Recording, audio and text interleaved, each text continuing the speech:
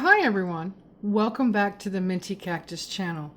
Recently, I purchased my very first, I'm a little late, to the air fryer.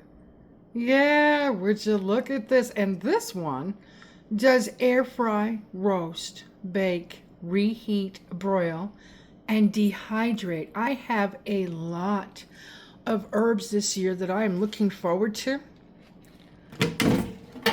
Look at the inside of this thing. So I've used it to cook, air fry a few things. There's a few crumbs in there. My bad. Haven't cleaned it yet. And I haven't gotten any silicone liners, which I will get.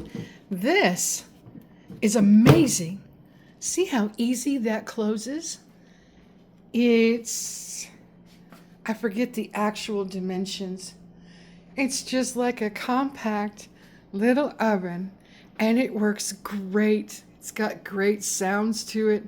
It's got a lighted up window. You can see, look, you can see the food on the inside. I love it.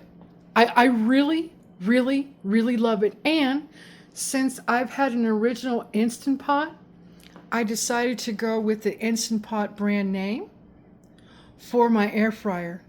And I can't wait to roast, bake in it, or broil. I've already done air fry, reheat, and dehydrate.